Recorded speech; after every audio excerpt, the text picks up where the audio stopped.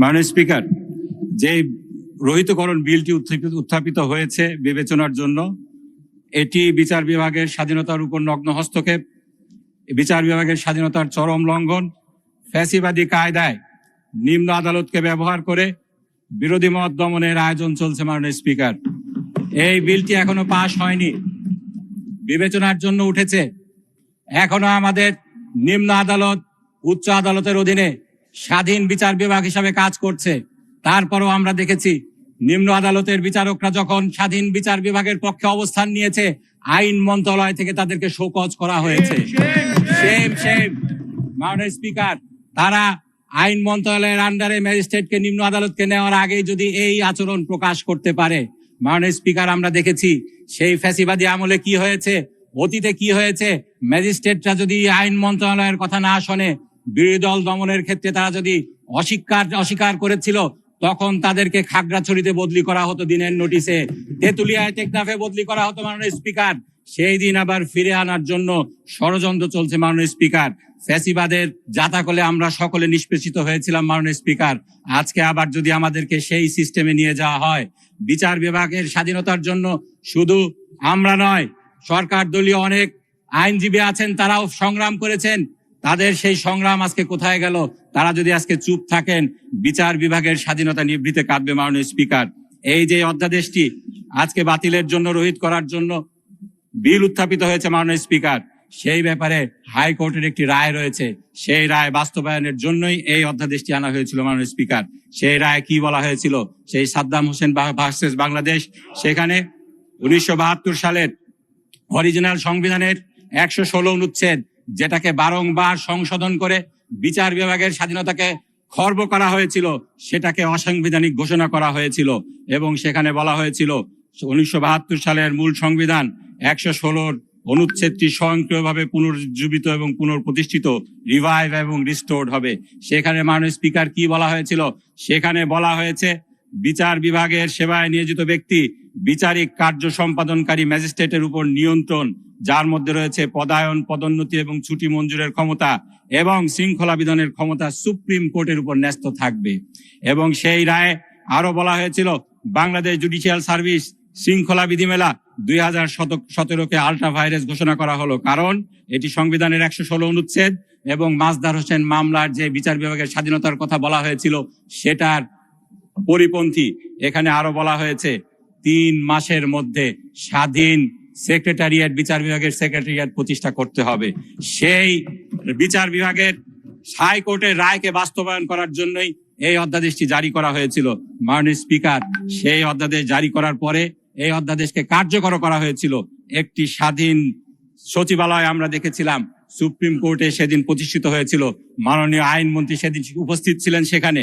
আজকে তিনি কিভাবে আবার সেটাকে ফিরিয়ে নেওয়ার জন্য, রহিত করার জন্য বিল আনেন, আমাদের বোধগম্য হয় না। মাননীয় স্পিকার, সেই রায় বাস্তবায়িত হয়ে গিয়েছে, সুপ্রিম কোর্ট সচিবালয় প্রতিষ্ঠিত হয়ে গিয়েছে।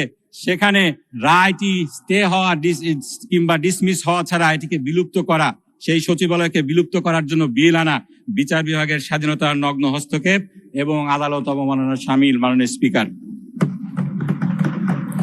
স্পিকার, আমরা এখানে অনেক কথা বলতে পারি, আমাদের ইনডেমনিটি আছে, আমাদের দায় মুক্তি আছে, কিন্তু এ কথা বলার কোনো সুযোগ নেই। আমাদের এই সংবিধান সার্বভৌম, আমরা আদালতের রায় মানতে বাধ্য নই, এমন কথা কিন্তু এই সংসদে বলা হয়েছে। এই কথাটি সম্পূর্ণ অযৌক্তিক এবং অসত্য। এর মাধ্যমে জাতিকে মিসলিড করা হচ্ছে। আমার মাননীয় সংসদ সদস্য জনাব আবুল হাসনাত অনেক কথা বলতে চেয়েছিলেন, তিনি বলতে পারেননি। তারপর মাননীয় যে আইনমন্ত্রীকে সময় দিয়েছেন, তিনি অনেক বিষয়ে মিসলিড করেছেন। যে বিষয়ে এর আগে মিসলিড করা হয়েছে তার একটি ছিল সংবিধানের, এই আমাদের সংসদের সার্বভৌমত্ব। আমি একটি বইয়ের রেফারেন্স দিতে চাই, বাংলাদেশ জাতীয় সংসদ, ডক্টর মহিউদ্দিন। সেখানে তিনি সার্বভৌমত্ব নিয়ে কি লিখেছেন, সেখানে তিনি একটি কোর্টের রেফারেন্স দিয়েছেন। 2003 সালে যৌথ অভিযান দায় মুক্তি আইন 2003, এটাকে খারিজ করে সুপ্রিম কোর্ট যেটা বলেছিল, বিচারপতি মঈনুল ইসলাম চৌধুরী এবং বিচারপতি আশরাফুল কামালের সমন্বয়ে গঠিত হাইকোর্ট বেঞ্চ বলেছিল, রাষ্ট্রের 3টি অঙ্গের কেউই সার্বভৌম নয়, প্রতিটি অঙ্গ সংবিধানের বিধিবিধান সাপেক্ষে স্বাধীন, শ্রেষ্ঠত্ব শুধু সংবিধানের, রাষ্ট্রের 3টি অঙ্গই সংবিধানের বিধিবিধান মেনে চলতে বাধ্য। আজকে আমাদের কাছে মনে হয়, যখন এই সংসদে দায়িত্বপ্রাপ্ত মন্ত্রীরা বলেন সংবিধান আমাদের সংবিধান অনুযায়ী 7(2) অনুযায়ী আমাদের সংসদ সার্বভৌম, তখন মনে হয় আইনের এতগুলা ডিগ্রি, সেই LLB করা থেকে শুরু করে LLM করা থেকে শুরু করে বার করা থেকে শুরু করে PhD করা থেকে শুরু করে সকলই বৃথা, আবার আইন নতুন করে শিখতে হবে আমাদেরকে। মাননীয় স্পিকার, এই বইতে আরো বলা হয়েছে কোন আইন সংবিধান সম্মত কিনা তা পর্যালোচনা করে আইনের বৈধতা নির্ধারণ করার প্রক্রিয়াকে বিচার বিভাগীয় পর্যালোচনা বলা হয়। বিচার বিভাগীয় পর্যালোচনার মাধ্যমে পার্লামেন্ট কর্তৃক প্রণীত কোনো আইন বা আইনের অংশবিশেষ সংবিধানের সাথে অসামঞ্জস্য বলে প্রতীয়মান হলে আদালত তা বাতিল ঘোষণা করতে পারে। ফলে যেসব দেশে লিখিত সংবিধান রয়েছে আমাদের দেশের মতো, মাননীয় স্পিকার, সেসব দেশে সংবিধান হলো সর্বভৌম বা সুপ্রিম ক্ষমতার অধিকারী, সরকারের সকল বিভাগ সংবিধানের অধীনে দায়িত্ব পালন করবে। মাননীয় স্পিকার, সেখানে আরো বলা হয়েছে কোন আইন সংবিধানের সাথে সাংঘর্ষিক হলে সেটা স্বতঃস্ফূর্তভাবে বাতিল হয় না। এর জন্য রাষ্ট্রের কোন নাগরিককে উচ্চ আদালতের সংশ্লিষ্ট আইন বা আইনের ধারা চ্যালেঞ্জ করে রিট করতে হয়। উচ্চ আদালত যদি রিট আবেদন বা রুলের নিষ্পত্তির মাধ্যমে সংশ্লিষ্ট আইন বা আইনের অংশবিশেষকে বাতিল করে, তাহলেই সেটিকে বলা যাবে সেটি সংবিধানের সাথে সাংঘর্ষিক।